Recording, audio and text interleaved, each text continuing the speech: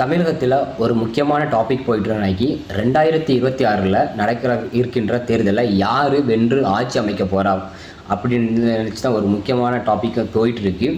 ஏன்னாக்கி அதுக்கெல்லாம் ஒரு முக்கியமான காரணம் தமிழக வெற்றி கழகத்தின் விஜய் அண்ணன் சொல்லலாம். வந்த பிறகு தான் தேர்தல் கிழமை ஒரு களை கட்டுன்னு சொல்லலாம். ஏன்னா அவங்க நடத்தின முதல் மாநாட்டை பார்த்து எல்லா கட்சிகளுமே பயந்து போயின்னு தான் இருக்குன்னு சொல்லியிருக்கணும். ஏன்னா ஓட்டு பிரியும். இப்போ ஏடிஎம்கே ஓட்டும் பிரியும், நாம் தமிழர் கட்சியில் இருக்கிற விஜய் ஓட்டும் பிரியும், டிஎம்கேல இருக்கிற விஜய் ஓட்டும் பிரியும். அதனால் எல்லா கட்சியுமே கண்டிப்பாக விஜய் ரசிகர்கள் இல்லாத கட்சியே இருக்காது. அந்த அளவுக்கு விஜயனுடைய புகழும் அவரை நடிச்சிருந்த நடிப்பும் படங்களில் நிறைய அந்த அளவுக்கு எல்லா மக்களுடைய மனசுலே முக்கியமாக இடம் பிடிச்சிருக்காரு விஜய். அதனால் எல்லா கட்சிகளும் பயந்து போய் இருக்கு. இப்போது டிஎம்கே சமீபத்தில் ஒரு அறிக்கையை வெளியிட்டிருந்தாங்க.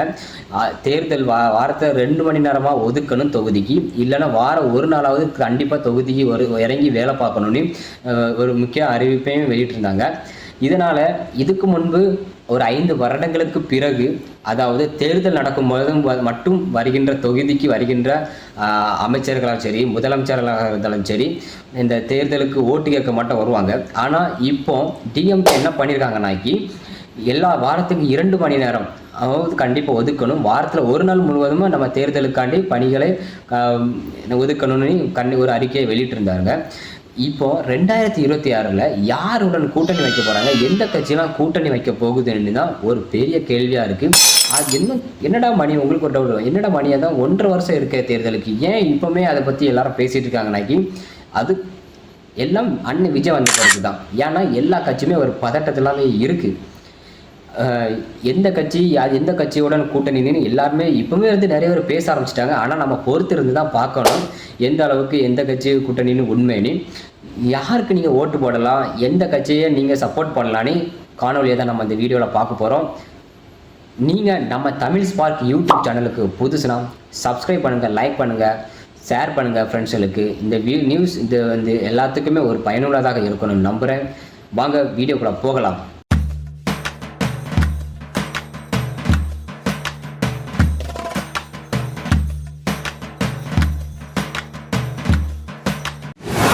சமீபத்தில் அதிமுக தலைவர் எடப்பாடியுடன் 2-3 கேள்விகள் கேட்கப்பட்டிருந்தது. என்ன கேள்வினாக்கி, நீங்க 2026 தேர்தலில் கூட்டணி கட்சியாக எதிர்பார்க்கலாமா இல்ல தனித்து போட்டியிட போறீங்களான்னு அதுல 2 கட்சி பேர் மென்ஷன் பண்ணியிருந்தாங்க. அதுல ஒரு கட்சி பேர் பாமக, இன்னொன்னு பாஜக. ஆனா இதுக்கு எடப்பாடி என்ன சொன்னாருனாக்கி, ஒரு 3 மாசத்துக்கு முன்னாடி இருந்த எடப்பாடினாக்கி நாங்கள் பாஜகவுடன் கூட்டணி வைப்பதில்லைன்னு என்று சொல்லியிருந்தாரு. ஆனா இப்போ இந்த கேள்வி கேட்கப்பட்டிருக்கிற நிலையில அவர் என்ன சொன்னாருனாக்கி, 5 ஆண்டுகளுக்கு ஒரு முறை தேர்தல் வருகிறது, அந்த தேர்தலை பொறுத்துதான் நாங்கள் கூட்டணி வைப்பதா இல்லை யாருடன் கூட்டணிக்கு செல்வதா என்று இருக்கும். அதற்கு முன்னால் நாங்கள் சொல்வதெல்லாம் நிலைக்காது, அது நடக்காது. இந்த கட்சியுடன் கூட்டணி இருக்கும், அந்த கட்சியுடன் கூட்டணி அது நடக்காது. தேர்தலுக்கு முன்னாடி இருக்கும் நிலையத்தில் நாங்கள் எந்த கட்சியுடன் கூட்டணியோ அந்த கட்சி மட்டும்தான் நாங்கள் கூட்டணி வைப்போம், கூட்டணி இல்லை அப்படின்னாலும் நாங்கள் தனித்து போட்டியிடும் என்று கூறியிருந்தாரு. எங்கள் கொள்கையை பின்பற்றும் வகையில வரும் கட்சிகளுக்கு எங்களுடைய கதவு எப்போதுமே திறந்திருக்கும் என்று சொல்லியிருந்தாரு. என்பது அவ்வப்போது வருகின்றது. 5 ஆண்டுக்கு ஒரு முறை சட்டமன்ற தேர்தல் நாடாளுமன்ற அரசியல் சூழ்நிலைக்கு தக்கவர் தான் கூட்டணி அமைக்கிறார். அந்த தேர்தலுக்கு நெருங்கின்ற பொழுதுதான் அந்த கூட்டணி யாரோட தலைமையில யார் கூட்டணி இருப்பாங்க தெரியும்.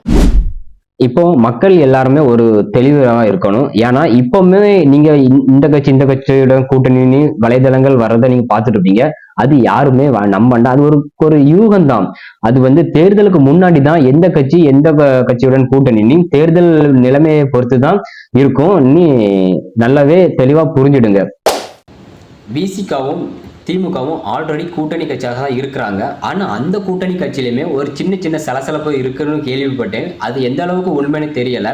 ஆனால் சமீபத்தில் ஒரு விஷயம் நடந்திருக்கு. என்னன்னாக்கி விசிகா ஆஃபீஸுக்கு எந்த நம்பருக்கு நீங்கள் ஃபோன் செய்தாலுமே அவங்க அட்டன் பண்ணிட்டு ஹலோன்னு சொல்ல மாட்டாங்களாம். நாங்கள் திமுக கட்சியுடன் இன்னும் கூட்டணியில் தான் இருக்கோம் சொல்லுங்கன்னு சொல்லுவாங்களாம். அந்த அளவுக்கு அவங்களுடைய கட்சி கூட்டணியை நிரூபிச்சிருக்காங்க. ஆனால் சமீபத்தில் திருமாவளவன் நடத்திய ஒரு பெரிய மாநாட்டில் டிஎம்கே பேரை சொல்லி வராத கூட்டத்தை கூட விசிகா பேரை சொல்லி கூட்டம் அதிகமாக இருந்திருக்கு. அதனால திருமாவளவனுக்கு இப்போ போன எலெக்ஷனை விட இந்த எலெக்ஷன் மக்கள் தொகை வந்து அதிகரிச்சிருக்காங்க அவங்க கட்சிக்கு. அது மட்டும் இல்லாமல் போன எலெக்ஷனில் கூட 6 முதல் 7 சீட்டு தான் விசிகாவுக்கு கிடச்சி. ஆனால் இந்த முறை 25 சீட்டு கேட்டிருக்காங்கன்னு கேள்விப்பட்டேன். அது எந்த அளவுக்கு உண்மைன்னு தெரியலை. ஆனால் டிஎம்கே தரப்புல இருந்து போன தடவை ஒரு 6 சீட்டு கொடுத்தாங்களா, ஏன்னா இந்த தடவை கூட்டி ஒரு 3 சீட்டு கூட கொடுப்பாங்க. மொத்தம் 10 சீட்டு கொடுக்க வாய்ப்பு இருக்கு. அதுக்கு மேல கொடுப்பாங்க கேட்டாக்கி கண்டிப்பா டிஎம்கே வந்து விசிகாவை கை கழுகிறோம். அப்போனாக்கி விசிகா வந்து தனித்து போட்டிட வாய்ப்பு இருக்கு, அதிக வாய்ப்பு இருக்கு. ஏன்னா விசிகா தலைவர் திருமாவளவன் அவரும் பேசிய அளவுக்கு டிஎம்கே தலைவர்கள் யாரும் அந்த அளவுக்கு தெளிவா பேசிட மாட்டாங்க. அந்த அளவுக்கு தெளிவா பேசுறாங்க விசிகா தலைவர். நம்ம அடுத்த எலெக்ஷன்ல, அதாவது 2026 எலெக்ஷன்ல திமுகவும் விசிகாவும் கூட்டணி வைக்குமான்னு நம்ம பொறுத்திருந்தா பார்க்க வேண்டும்.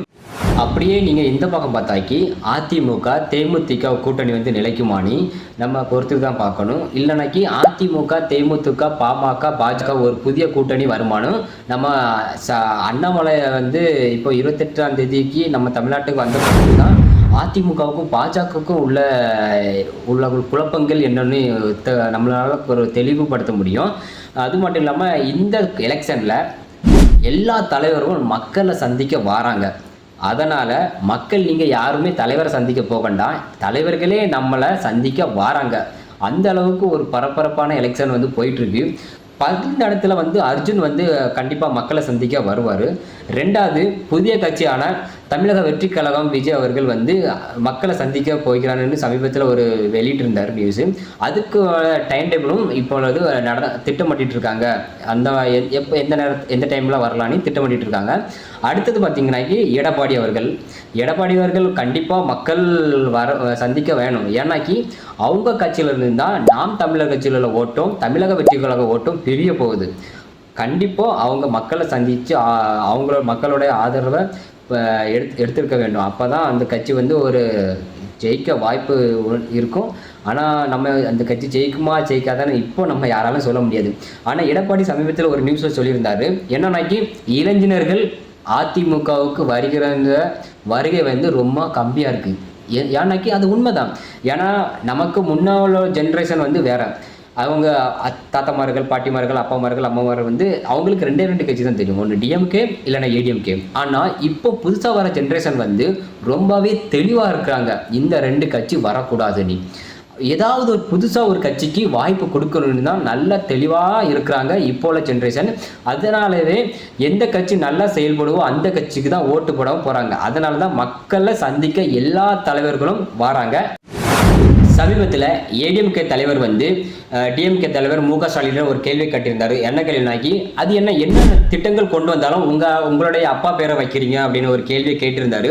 அதற்கு ஸ்டாலின் அவர்கள் என்ன சொன்னார்னாக்கி, தமிழுக்காகவே உழைத்த தமிழுக்காகவே பாடுபட்ட தமிழ் கலைஞர் பேரை வைக்காமல் உங்களுடைய ஒரு பதவிக்காக கற்பம்பூச்சி ஊந்து போவது போல் ஊந்து போய் பதவியை பெற்ற உங்களுடைய பெயரையா வைப்பது என்று ஸ்டாலின் அவர்கள் கேட்டிருந்தாரு. அதற்கு எடப்பாடி அவர்கள் என்ன சொன்னார்னாக்கி, கலைஞர் இல்லை என்றால் உங்கள் பெயர் உங்களை யார் என்று இந்த தமிழக மக்களுக்கு தெரிஞ்சிருக்காது. அது மட்டும் இல்லாமல் தமிழக மக்கள் உங்களை மதிக்க கூட மாட்டார்கள் அப்படின்னு சொல்லியிருந்தாரு. நான் ஸ்டாலினை போல டைரக்டாக துணை முதலமைச்சர் ஆகவில்லை, நான் எம்எல்ஏ இருந்தேன், அதன் பிறகு மாவட்ட செயலரானேன், அதன் பேர் துணை முதலமைச்சர் ஆகினேன், அதன் பின் தான் முதலமைச்சராக ஆகினேன் என்று சொல்லியிருந்தாரு. நான் யாரை போல் உடனடியாகவும் துணை முதலமைச்சர் ஆகவில்லை, என்னுடைய உழைப்பால் நான் உயர்ந்தேன் என்று ஸ்டாலின் அவர்களுக்கு எடப்பாடி அவர்கள் தெரிவித்திருந்தார். அது மட்டுமல்லாமல் ஒரு துண்டை சீட்டு வச்சு தான் ஆட்சியை அமைச்சிட்டு இருக்கீங்கன்னு எடப்பாடி வந்து ஒரு விமர்சித்து வச்சுருக்காரு.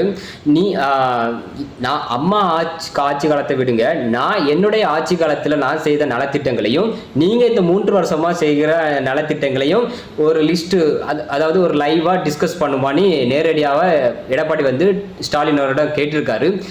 நீங்கள் வேணால் டேட் ஆரம்பிச்சிருக்க, நான் ரெடியாக இருக்கேன், லைவாக அந்த நம்ம பேசுகிறத டெலிகாஸ்ட் பண்ணணும் அப்படின்னு ஒரு வேண்டுகோள் வச்சுருக்காரு.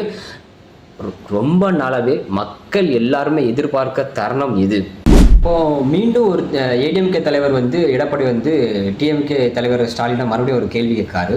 என்ன கேள்வினாக்கி, ஏன் உங்கள் கட்சி மட்டும் ஒரே குடும்பத்தை சேர்ந்த அரசியலாக இருக்குது, அதாவது கலைஞர் போயிட்டாரு, நீங்கள் வந்தீங்க, உங்களுக்கு அடுத்தது உங்கள் பையன் வரான், ஏன் அந்த மாதிரி கட்சா இருக்குன்னு கேட்டதுக்கு அவர் டிஎம்கே தலைவர் ஸ்டாலின் அவர்கள் என்ன சொன்னார்னாக்கி, என் பையனுக்கு நான் பையனாட்டு நான் நினச்சி அவன் கட்சிக்கு நான் துணை முதலமைச்சர் ஆகலை, நான் வச்ச டெஸ்ட்டில் அவன் 100க்கு 100 மார்க் எடுத்தான், அதனால் அவன் துணை பதவி உயர்ந்து அடுத்தடுத்து பதவி உயர்ந்து இப்போ துணை முதலமைச்சர் பதவிக்கு வந்திருக்கான்னு ஸ்டாலின் அவர்கள் சொல்லியிருந்தார். அதுக்கு எடப்பாடி அவர்கள் என்ன சொல்கிறாருனாக்கி, அப்போ மற்ற அமைச்சர்கள்லாம் என்ன ஃபெயில் ஆயிட்டாங்களா, மற்ற அமைச்சர்கள்லாம் ஃபெயிலியரா, அவங்களாம் வேஸ்ட்டா, அந்த மாதிரி ஒரு கேள்வியை கேட்டிருந்தாரு. உங்களுக்கு கொடுக்கப்பட்ட பொறுப்பு, அவருடைய கொடுக்கப்பட்ட இலாக்காவில் சிறப்பாக செயல்பட்டு 100க்கு 100 மார்க் வாங்க சொன்னார். அப்படின்னா மற்ற அமைச்சர்லாம் ஃபெயில் ஆகிட்டாராங்க, மற்ற அமைச்சர்லாம் பணி செய்யலையா?